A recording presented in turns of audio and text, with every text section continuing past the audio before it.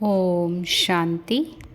30 मई 1973 बाबा के अव्यक्त मधुर महावाक्य। मुरली का टाइटल है संगम युग पुरुषोत्तम युग। बाबा कहे, सभी अपने को पांडव सेना के महावीर या महावीरनिया समझते हो। महावीर अर्थात अपने को शक्तिशाली समझते हो। कोई निर्बल आत्मा सामने आए तो क्या निर्बल को बल देने वाले बने हो या अभी तक स्वयं में ही बल भरते जा रहे हो? दाता हो या लेने वाले बने हो? सर्व शक्तियों का वर्षा प्राप्त कर चुके हो या अभी प्राप्त करना है?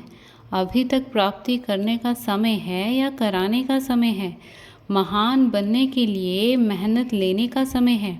अगर अंत तक किसी भी द्वारा किसी भी प्रकार की सेवा लेते रहेंगे तो सेवा का रिटर्न क्या भविष्य में करेंगे? भविष्य में प्रारब्ध भोगने का समय है या रिटर्न का फल देने का समय है? ये सभी बातें बुद्धि में रखते हुए अपने आप को चेक करो कि हमारा अंतिम पाठ व भविष्य क्या होगा। जब अभी से सर्व आत्माओं को बाप का खजाना देने वाले दाता बनेंगे, अपनी शक्तियों द्वारा प्यासी व तड़पती हुई आत्माओं को जी दान देंगे, वरदाता बन प्राप्त हुए वरदानों द्वारा उन्हें भी बाप के समीप लाएंगे और बाप के संबंध में लाएंगे, तब यहाँ के दातापन के संस्कार भविष्य में 21 जन्मों तक राज्य पद अर्थात दातापन के संस्कार भर सकेंगे। इस संगम युग को पुरुषोत्तम संगम युग व सर्वश्रेष्ठ युग क्यों कहते हो? क्योंकि आत्मा के हर प्रकार के धर्म की, राज्य की, श्रेष्ठ संस्कारों की, श्रेष्ठ संबंधों की और श्रेष्ठ गुणों की सर्वश्रेष्ठता अभी रिकॉर्ड के समान भरता जाता है। 84 जन्मों की चढ़ती कला और उतरती कला, उन दोनों के संस्कार इस समय आत्मा में भरते हो। रिकॉर्ड भरने का समय अभी चल रहा है। जब हद के रिकॉर्ड भरते हैं तो भी कितना टेंशन रखते हैं। हद का रिकॉर्ड भरने वाले भी 3 बातों का ध्यान रखते हैं। वह कौन सी? वह लोग वायुमंडल, अपनी वृत्ति और वाणी, इन तीनों के ऊपर अटेंशन देते हैं। अगर वृत्ति चंचल होती है और वह एकाग्र नहीं होती है तो भी वाणी में आकर्षण करने का रस नहीं रहता। जिस प्रकार का गीत गाते हैं उसी रूप में स्थित होकर गाते हैं। अगर कोई दुख का गीत होता है तो दुख का रूप धारण कर गीत ना गाएं तो सुनने वालों को उस गीत से कोई रस नहीं आएगा। जब हद का गीत गाने वाले व रिकॉर्ड भरने वाले भी इन सभी बातों का ध्यान देते हैं तो आप बेहद का रिकॉर्ड भरने वाले, सारे कल्प का रिकॉर्ड भरने वाले, क्या हर समय इन सभी बातों के ऊपर अटेंशन देते हो? यह अटेंशन रहता है कि हर सेकंड रिकॉर्ड भर रहा हूँ। क्या इतना अटेंशन रहता है? रिकॉर्ड भरते भरते अगर उल्लास के बजाय आलस्य आ जाए तो रिकॉर्ड कैसे भरेगा? रिकॉर्ड भरने के समय क्या कोई आलस्य करता है? तो आप लोग भी जब रिकॉर्ड भर रहे हो तो भरते भरते आलस्य आता है या सदैव उल्लास में रहते हो? कभी अपने भरे हुए सारे दिन के रिकॉर्ड को साक्षी होकर देखते हो कि आज का रिकॉर्ड कैसा भरा है? जैसे टेप में भी पहले भर कर फिर देखते हैं और सुनते हैं कि देखें कैसा भरा है, ठीक है या नहीं, वैसे ही क्या आप भी साक्षी होकर देखते हो? देखने से क्या लगता है? अपने आप को जंचता है कि ठीक भरा है या अपने आप को देखते हुए सोचते हो कि इससे अच्छा भरना चाहिए? रिजल्ट तो देखते हो ना। जो समझते हैं कि सदैव अपने आप को साक्षी होकर रोज़ चेक करते हैं कि अभी भी चेक करना मिस नहीं होता है, वह हाथ उठाओ। थोड़ों ने हाथ उठाया। बाबा कहे, अभी चेकर ही नहीं बने हो। जो चेकर नहीं बना है वह मेकर क्या बनेंगे? भूल जाते हो क्या? टाइम ऊपर नीचे हो जाए ये हो सकता है, लेकिन भूल जाए ये हो नहीं सकता। तो आत्मा की दिनचर्या जो अमृत वेले बनाते हो, फिक्स करते हो, वह चेक करना क्यों भूल जाते हो? या फिक्स करना ही नहीं आता है? आत्मा की दिनचर्या फिक्स करनी आती है। यह तो बहुत कॉमन बात है। इस कॉमन नियम पर भी अगर विस्मृत हैं तो इससे क्या सिद्ध होता है कि आत्मा अभी तक भी निर्बल है। जो अपने आप को ईश्वरीय नियम, ईश्वरीय मर्यादाओं में नहीं चला सकते, वह क्या विश्व की मर्यादा पूर्वक लॉफुल राज्य को चला सकेंगे?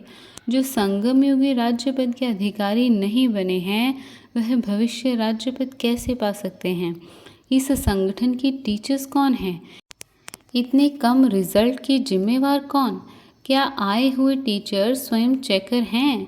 कोई हिम्मत से नहीं उठाती हैं। अगर अभी अभी विश्व युद्ध छिड़ जाए तो? किसी ने कहा कि उसी समय खड़े हो जाएंगे।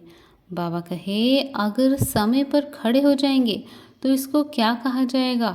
प्रकृति के आधार पर जो पुरुष चले तो उस पुरुष को क्या कहा जाता है? समय भी प्रकृति है ना, तो यदि पुरुष प्रकृति के आधार पर चलने वाला हो तो उसको क्या पास विद ऑनर कहा जाएगा? समय का धक्का लगने से जो चल पड़े उसको क्या कहा जाएगा? क्या यही सोचा है कि धक्के से चलने वाले बनेंगे? वर्तमान संगठन तो बहुत कमज़ोर है, मेजॉरिटी कमज़ोर हैं। अच्छा, फिर भी बीती सो बीती, लेकिन अभी से आप अपने आप को परिवर्तन कर लो। अभी फिर भी समय है, बहुत थोड़ा। अभी तो बाप दादा और सहयोगी श्रेष्ठ आत्माएं आप पुरुषार्थी आत्माओं को 1 का 1000 गुना सहयोग देकर, सहारा देकर, स्नेह देकर और संबंध के रूप में बल देकर आगे बढ़ा सकते हैं। लेकिन थोड़े समय के बाद यह बातें अर्थात लिफ्ट का मिलना भी बंद हो जाएगा। इसलिए अभी जो कुछ भी लेना चाहो वह ले सकते हैं। फिर बाद में बाप के रूप का स्नेह बदल कर सुप्रीम जस्टिस का रूप हो जाएगा। जस्टिस के आगे चाहे कितना भी स्नेही संबंधी हो, लेकिन लॉ इज़ लॉ। अभी लव का समय है, फिर लॉ का समय होगा। फिर उस समय लिफ्ट नहीं मिल सकेगी। अभी है प्राप्ति का समय और फिर थोड़े समय के बाद प्राप्ति का समय बदल कर पश्चाताप का समय आएगा। तो क्या उस समय जागेंगे? बाप दादा फिर भी सभी बच्चों को कहेंगे कि थोड़े समय में बहुत समय की प्रारब्ध बना लो। समय के इंतज़ार में अलबेले ना बनो। सदैव यह स्मृति में रखो कि हमारा हर कर्म 84 जन्मों के रिकॉर्ड भरने का आधार है। अपनी वृत्ति, अपने वायुमंडल और अपनी वाणी को यथार्थ रूप में सेट करो। जैसे वह लोग भी वातावरण को बनाते हैं, ऐसे आप लोग भी अपने वातावरण को अपनी अंतर्मुखता की शक्ति से श्रेष्ठ बनाओ। वृत्ति को श्रेष्ठ और वाणी को भी राजयुक्त और युक्तयुक्त बनाओ, तब ही यह रिजल्ट बदल सकेगी। बदलना तो है ना? क्या ऐसे ही मंजूर है? चैलेंज तो बहुत बड़ी करते हो कि हम 5 तत्वों को भी बदलेंगे, तो बिना चेकर के मेकर कैसे बनेंगे? अभी से कंप्लेंट कंप्लीट हो जानी चाहिए। जो समझते हैं कि अभी से यह कमज़ोरी छूट फिर अंत तक कभी भी यह ना रहेगी, वह हाथ उठावें। इसकी जिम्मेवारी किस पर? कोई ने कहा दीदी पर, कोई ने कहा बाप दादा पर। बाप दादा करेंगे तो बाप दादा पाएंगे।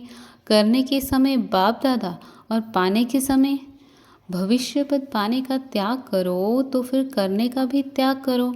लेकिन वह कर नहीं सकते क्योंकि मुक्ति धाम के हो ही नहीं। हर एक को अपनी जिम्मेवारी आप उठानी है।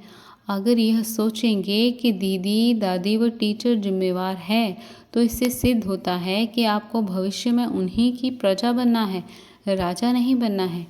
यह भी अधीन रहने के संस्कार हुए ना। जो अधीन रहने वाला है वह अधिकारी नहीं बन सकता, विश्व का राज्य भाग्य नहीं ले सकता। इसलिए स्वयं के जिम्मेवार फिर सारे विश्व की जिम्मेवारी लेने वाले विश्व महाराजन बन सकते हैं। विश्व कल्याणकारी बाप की संतान होकर और अपना कल्याण नहीं कर सकते हो? क्या यह शोभता है? यह तो कलयुग के कर्म भोग की निशानी बताते हो कि कोई लखपति है, कोई 1 रुपये का भी सुख स्वयं नहीं ले सकता। तो सर्वशक्तियों के खजाने का मालिक हो, लेकिन स्वयं के प्रति एक छोटी सी शक्ति भी यूज़ नहीं कर पाते हो। इसको क्या कहा जाए? संगम युग पर ब्राह्मणों की क्या निशानी है? अभी संगम युगी हो या 1 पाँव कलयुग में रख दिया है कि कहीं संगम युग पर ना टिक सकेंगे तो कहाँ चले जाएंगे? संगम युग की यह निशानी नहीं है। इसलिए अभी से तीव्र पुरुषार्थी बन दृढ़ संकल्प लो कि करना ही है और बनना ही है। करेंगे और प्लान बनाएंगे, इसको भी तीव्र पुरुषार्थी नहीं कहा जाता। क्या प्लान बनाएंगे? क्या बना हुआ नहीं है? त्रिकालदर्शी को तो प्लान बनाने में समय नहीं लगेगा, क्योंकि उसको तो तीनों ही काल स्पष्ट हैं। सभी कार्य सेकंड में हों, ऐसी तीव्र गति अपनी बनाओ। तीव्र गति वाले क्या सद्गति को पाएंगे? अच्छा, ऐसे उम्मीद पर बाप दादा के श्रेष्ठ संकल्प को साकार करने वाले, हर संकल्प, कर्म और बोल को चेक करने वाले, हर सेकंड में, हर संकल्प में स्वयं का कल्याण और विश्व का कल्याण करने वाले विश्व कल्याणकारी, विश्व परिवर्तक आत्माओं को बाप दादा का याद, प्यार और नमस्ते। अच्छा, ओम शांति।